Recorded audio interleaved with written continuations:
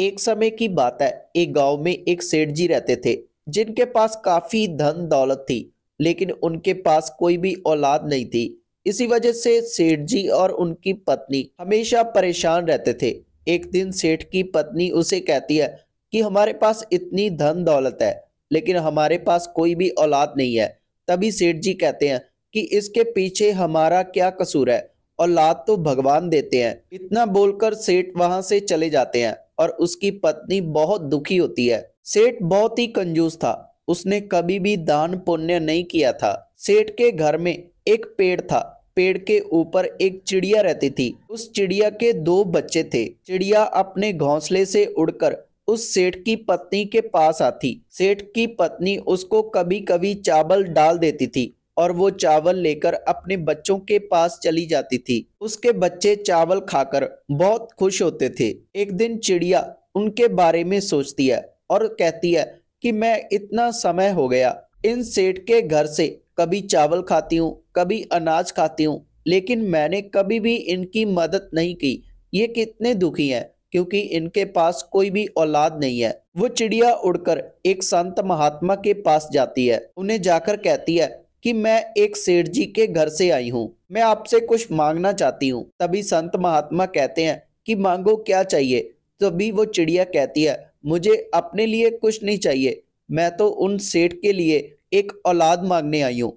तभी वो संत महात्मा कहते हैं कि उस सेठ के 7 जन्मों में कोई भी औलाद नहीं है। तभी वो चिड़िया कहती है कि उनके चाहे कर्मों में औलाद हो या ना हो, मैं आज आपसे मांगने आई हूँ, मुझे औलाद चाहिए। तभी वो संत महात्मा कहते हैं कि ठीक है, उनके कर्मों में औलाद हो जाएगी, लेकिन उनको बोलना कि दान पुण्य करें। वो चिड़िया खुश होकर वापस चली जाती है।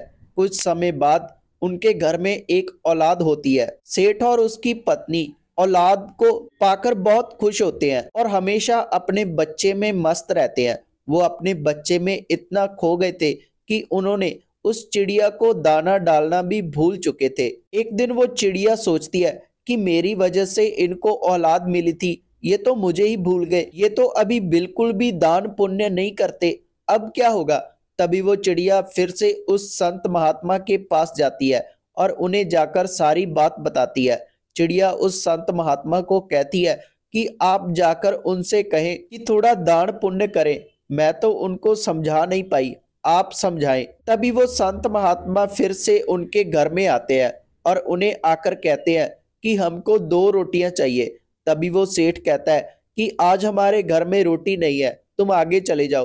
तभी वो संत महात्मा कहते हैं कि तुम्हारे घर में नए बच्चे ने जन्म लिया है, अगर तुम चाहते हो कि वो बच्चा अच्छे से रहे तो हमको 2 रोटियां दो। तभी वो सेठ उसको आगे बुलाता है और कहता है कि हमसे गलती हो गई, हम आपको अभी खाना खिलाते हैं। तो उनको खाना खिलाते हैं।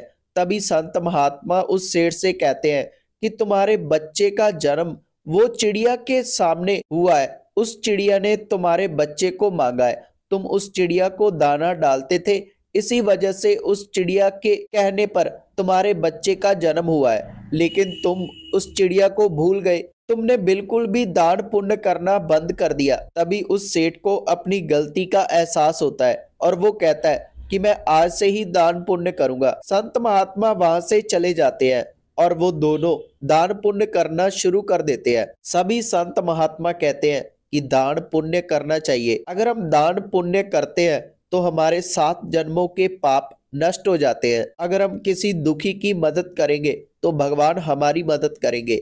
ये थी आज की वीडियो। अगर आपको वीडियो अच्छी लगी, वीडियो को लाइक करें और कमेंटों में हर हर महादेव जरूर लिखें और आपका अपना चैनल शिव को समझो जरूर सब्सक्राइब करें और बेल नोटिफिकेशन जरूर ऑन करें, क्योंकि ऐसे ही वीडियो हमारे चैनल पर आते रहते हैं और वो आपको सबसे पहले मिल जाएंगे। तब तक के लिए धन्यवाद।